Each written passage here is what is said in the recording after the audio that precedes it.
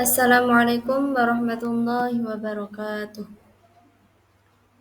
Alhamdulillahi rabbil alamin. Wassalatu wassalamu ala asyrafil anbiya'i wal mursalin sayyidina wa maulana Muhammadin wa ala alihi wa sahbihi ajma'in. Amma ba'd. Fala hawla wa la quwwata illa billahil aliyyil azim. Kepada yang terhormat Bapak Komaruzzaman selaku dosen pengempu pada mata kuliah metodologi dakwah. Di sini saya akan mengambil tema al-adabu fauqul ilmi. Kenapa?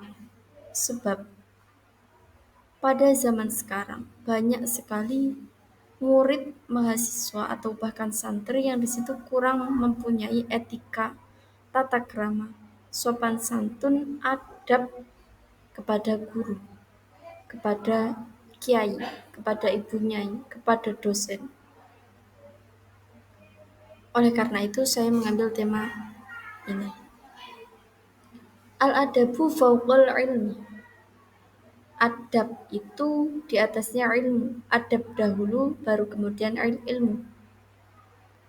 Orang beradab sudah pasti berilmu. Sedangkan orang yang berilmu itu belum tentu beradab. Seperti yang dikatakan oleh Imam Malik pada seorang pemuda. Pelajarilah adab sebelum mempelajari suatu ilmu. Ini sinkron sekali sama dawuhnya Syekh Yusuf bin Al-Husain. Beliau berkata, dengan mempelajari adab maka engkau jadi mudah mempelajari ilmu. Di sini bisa disimpulkan bahwa adab merupakan kunci, sedangkan fikiran itu adalah pintu. Jadi bagaimana kita bisa membuka pintu tersebut dengan tanpa kunci? Oleh karena itu kita dapatkan dulu kuncinya yaitu adab. Kemudian kita bisa membuka pintunya yaitu pikiran sehingga ilmu tersebut bisa mudah masuk ke dalam pikiran kita. Juga mudah masuk ke dalam hati. Nah, yang jadi pertanyaan adalah seberapa pentingkah mempelajari adab baru kemudian ilmu? Sangat penting. Misalnya seperti ini. Kita pulang dari pondok. Orang pasti melihat kita anak pondok. Oh, anak pondok, dia pasti bisa ngaji, pasti serba mandiri. Dia bisa begini, dia bisa begini. Padahal mereka tidak akan pernah tahu apa yang kita lakukan di pondok. Yang sergap ya sergap, yang malas ya malas. Mereka tidak pernah tahu apa yang kita kerjakan dalam pondok. Tapi mereka sudah menganggap kita ini orang yang berilmu. Sebab kenapa? Mereka melihat zahir kita. Mereka melihat zahir kita itu anak pondok. Seperti itu. Berbeda ketika melihat orang yang aslinya cerdas, pintar, akan tetapi dia tidak mempunyai etika, dia tidak mempunyai adab, dia tidak mempunyai adab asor. Orang pertama kali melihatnya pasti mereka menganggapnya orang ini tidak berilmu, tidak mempunyai ilmu sebab dia tidak mempunyai tata krama. Itu sudah pasti. Oleh karena itu perbaiki dulu adabmu. Baru kemudian kalian berilmu. Baru kemudian kalian mencari ilmu. Seperti yang dikatakan oleh Nabi Muhammad SAW.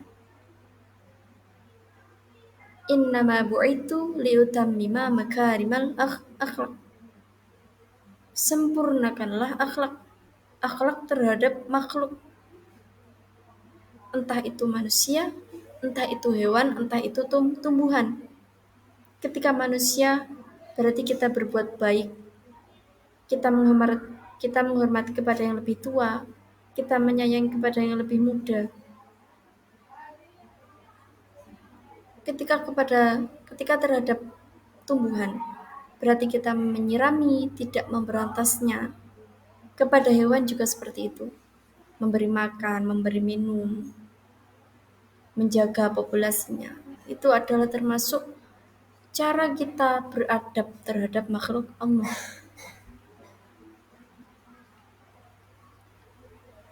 Syarat-syarat menuntut ilmu itu ada 3.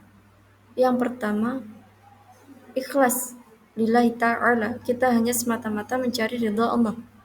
Yang kedua, istiqomah, continue, terus menerus. Yang nomor 3 adalah ridho orang tua, ridallahu ridal walidain. Entah itu orang tua secara biologis, entah itu orang tua yang mengajar, entah itu orang tua yang menekahkan kita, kita tetap harus menghormatinya. Itu adalah kunci mudahnya ilmu itu masuk ke dalam pikiran. Itu sangat berpengaruh sekali. Apalagi kita, seorang muslim wajib untuk menuntut ilmu. Thalabul ilmi fardhatun ala kulli muslimin wal muslimat. Seorang muslim dan muslimat itu wajib menuntut ilmu sampai ke liang lahat. Terlebih-lebih untuk ilmu agama. Dari arti ilmu tersebut dan arti dari ilmu tersebut itu adalah kunci dari segala kebaikan. Kunci dari segala-gala kebaikan. Kenapa? Dengan kita menjadi orang yang berilmu, kita dapat memahami dan mengetahui segala yang Allah perintahkan dan yang Allah larangkan kepada kita. Kita juga bisa memilih mana yang benar, mana yang baik, mana yang buruk. Kita bisa juga membedakan mana yang hak, mana yang batil. Itu, seperti itu.